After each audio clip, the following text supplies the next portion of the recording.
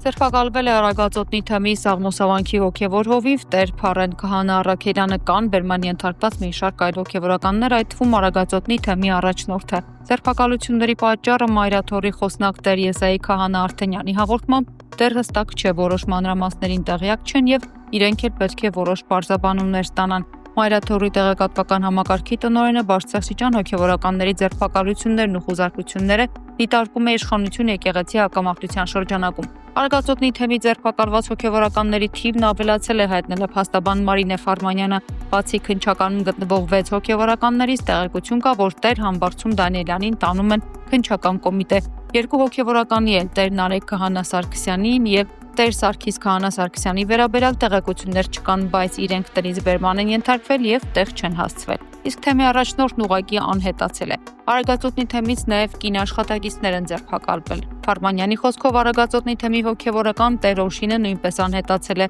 Տեղի են ունենում քահանաների առևանգումներ։ Քննչական կոմիտեի հաղորդմամբ իշխանական կամ ծառայողական լիազորությունները կամ դրանցով պայմանավորված ազդեցությունն օգտագործելով հավաք անցկացնելուն կամ դրան մասնակցելուն խոչընդոտելու կամ հարկադրելու, ինչպես նաև հավաքին մասնակցելուց հրաժարվելու նպատակով նյութապես շահագրգռելու դեպքի առթիվ նախաձեռնված քրեական վարույթի նախաքննության շրջանակում կատարվում են վարույթային եւ ապացուցողական անհրաժեշտ գործողություններ։ Կառույցից նշում են, որ լրացուցիչ հանդես կգան հայտարարությամբ։ Մենք ապրել ենք եկեղեցու շվաքի ներքո եւ այսօր ոչնչացվել են պետության հիմնական սյուները, ես չեմ ասում, որ աղճատվել են, ես ասում եմ, որ ոչնչացվել է, մենք այսօր չունենք հայոց բանակ, մենք այսօր չունենք կրթություն, մենք այն ամենը, ինչ պետության հիմքն ու հիմնասյուներն են, երիցս ավերվել է, այսօր դպրոցներում վերացվել է հայրենասիրական դաստիարակությունը, դպրոցներում բացառվել է ընդհանրապես խոսել, ուսուցանել հայոց պատմություն, ինչ որ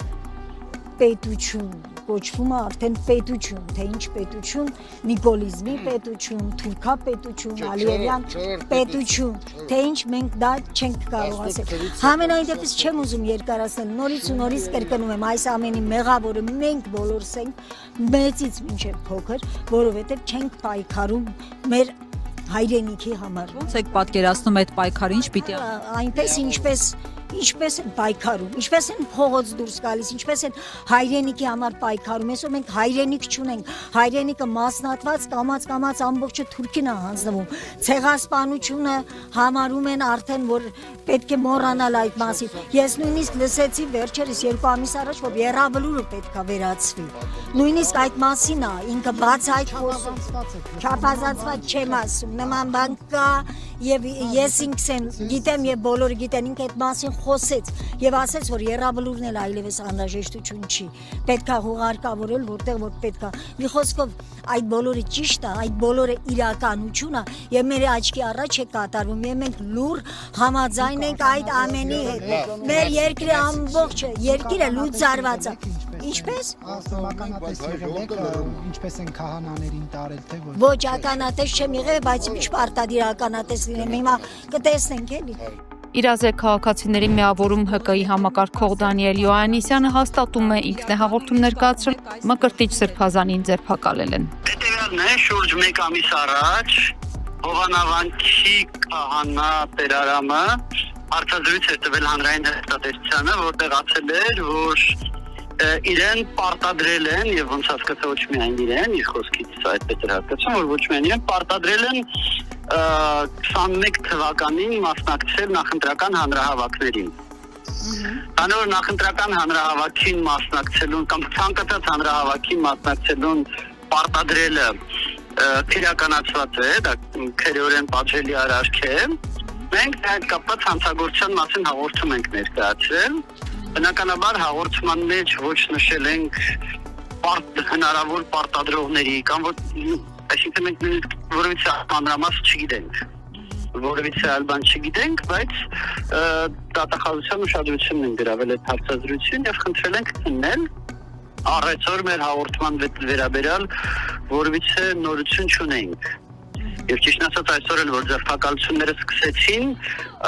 մենք չգիտենք որ դա մեր հաղորդման հիման վրա է, ընթացքում հասկացանք որ դա մեր հաղորդման հիման վրա հարուցված գործով է։ Ռուսաստանի առաջարկը Հայաստանի եւ Ադրբեջանի միջև վերջնական խաղաղության համաձայնագրի ստորագրման համար հարթակ տրամադրելու վերաբերյալ ուժի մեջ է մնում հայտարարել է Ռուսաստանի փոխարտգործ նախարարը Միխայել Գալուզինը հավելել է, որ ռուսական կողմը հատուկ նշանակություն է տալիս երկրների միջև հարաբերությունների կարգավորմանը։ Նա ընդգծել է, որ Ռուսաստանը արդյունավետ դեր է խաղացել Երևանի եւ Բաքվի միջև կարգավորման գործընթացում։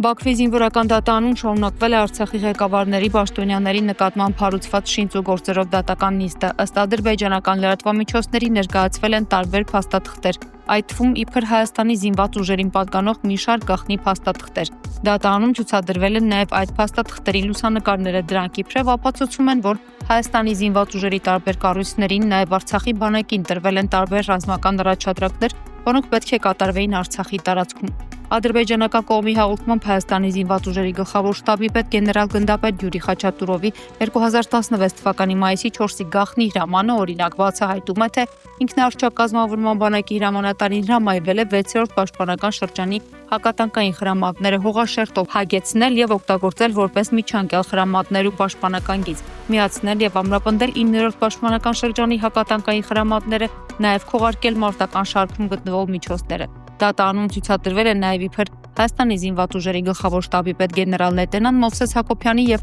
զինված ուժերի գլխավոր շտաբի հետախուզության վարչության պետ գնդապետ Սարգսյանի համատեղ գաղտնի հրամանը մարտական առաքելության մասին, որը կազմվել է Երևանում 16 թվականի դեկտեմբերի 24-ին թիվ 016 համարով։ Ադրբեջանական կողմի պնդմամբ գաղտնի փաստաթղթից հետևում է, թե հրաման է տրվել 2017 թվականի հունվարի 10-ից 14-ը կազմակերպել 24-րդ հատուկ նշանակության առանձին ռադիոտեխնիկական գնդի աշխատանքային խմբի ուղևորություն Երևան Ստեփանակերտ Մարտակերտ Մատաղի Ստեփանակերտ Երևան երթուղով հյուսիսարևելյան ուղղությամբ տարածքի ուսումնասիրության եւ Լեռնային Ղարաբաղի բանակի ռադիոէլեկտրոնային ստորաբաժանումների դիրքերի կոդիների ընտրության նպատակով եւ այդ հրամանի կատարման վերահսկողությունը վստահվել է Հայաստանի զինված ուժերի գլխավոր շտաբի հետախուզության վարչության պետին։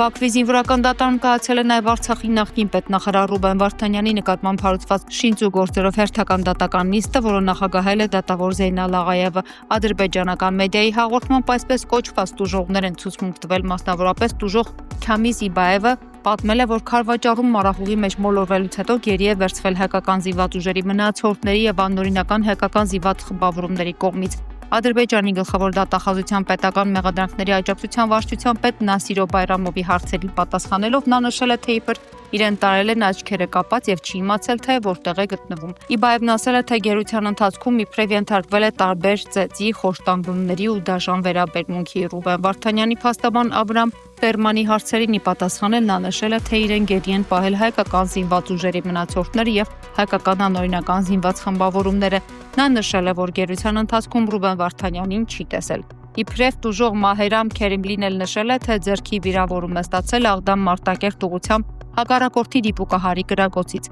Ռուբեն Վարդանյանի հարցին ի պատասխան նշել է, որ ճանաչում է նրան սոցիալական ցանցերից։ Հաջորդ դատական նիստը նշանակվել է հոկտեմբերի 21-ին։ Ադրբեջանի նախագահի աշխատակազմի նախկին ղեկավար քաղաքական դաշտում Գորշ կարդինալ անվան տակ նաև Նախիջևանյան կլանի ղեկավար համարվող 87-ամյա Ռամիզ Մեհդիևի նկատմամբ դատարանը 4 ամսվա տնային կալանք է սահմանել։ Մեհդիևը մեղադրվում է իշխանության բռնազավթման կամ պահպանման պետական դավաճանության կեղծ ձեռնարկատիրական գործունեության հոդվածներով։ Հեյդար Ալիևի իշխանության գալուց հետո 95 թվականից մինչև 2019 թվականը Ռամիզ Մեհդիևը ղեկավարել է Ադրբեջանի նախագահի աշխատակազմը։ Իլհամ Ալիևի կառավարման առաջին տարիներին ընդունված էր համարել, որ Մեհդիևն է փաստացի ղեկավարել երկիրը։ Մեհրիբան Ալիևան 2017 թվականին առաջին փոխնախագահի պաշտոնը զբաղեցնելուց հետո արշավցեց Մեհդիևի եւ Նախիջևանյան կլանի այլ ներկայացուցիչների դեմ։ Դա կլանային պայքար էր, որի շնորհիվ Փաշաևները նոր լծակներ ձեռք բերեցին պետական համակարգում։ Արդյունքում 2019-ին Մեհդիևը հրաժարական տվեց իր տեղը զիջելով Փաշաևների կլանի երիտասարդ կադրին։ Այդուհանդերձ Մեհդիևը արժանացավ պարգևների Իլհամ Ալիևի կողմից եւ ուղարկվեց վաստակված հանգստի զբաղեցնելով Գիտությունների ազգային ակադեմիայի նախագահի պաշտոնը։ Փաստացի ըստ մեղադրանքների ստացվում է, որ նա պետական դավաճան է, ով 24 տարի շատ կարևոր պետական պաշտոն է զբաղեցրել այդ երկրում։ Ավելին նա այդ պաշտոնը զբաղեցրել է թե հայր Ալիևի, թե որդի Ալիևի օրոք։ Տարօրինակ է իշխանության բռնազավթման մեղադրանքը այդ ումից է բռնազավթվել, եթե հենց Ալիևներն են նրան պաշտոն տվել։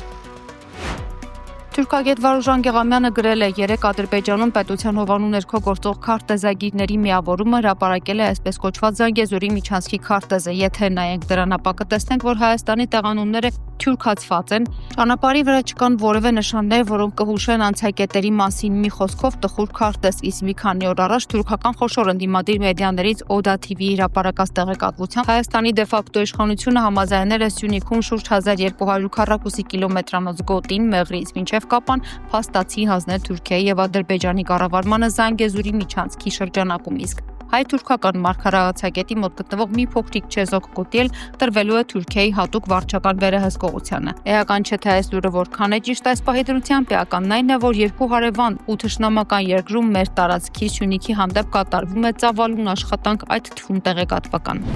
Դժվար է նկարագրել, թե ինչ ինտենսիվությամբ ու ծավալով են Ադրբեջանում եւ հատկապես Թուրքիայում նախապատրաստում այսպես կոչված Զանգեզուրի միջանցքի բացմանը։ Գրեթե ամենօրյա ռեժիմով հրապարակվող հատուկ ռեպորտաժներ, վերլուծականներ, անցկացվող տասնյակ միջոցառումներ, կոչեր եւ ենթակառուցվածքային ծրագրեր, որոնցում միջանցքը կենտրոնական թեման է, եւ սա ողջ ամբողջական ցանկն է։ Զանգեզուրի միջանցքի թեման կարելի է ասել դարձել է թուրքական արարողակարգի մի մասը։ Օրինակ, երբ այցելում են Հայաստանին եւ Նախիջևանին սահմանակից գոտիներ, տեղի պաշտոնյաներին պարտադիր կերպով շնորհավորում են միջանցքի բացման առիթով։ Միջանցքի մասին խոսում են բոլոր մակարդակներում, վերածելով այն նաեւ ներքին քաղաքականության կարևորագույն գործոններից մեկին։ Սա չի մնում անհետևանք։ Զանգեզուրի միջանցքը Սյունիքի հարավի նվաճումով Ադրբեջանին միանալու պանթուրքական գաղափարը մեր հարևան պետություններում դառնում է հստակ ձևակերպված հանրային պահանջ, իսկ ինչ է լինում դրանից հետո հաստատ չի կարելի կոչել խաղաղություն, սա չի կարելի չնկատել։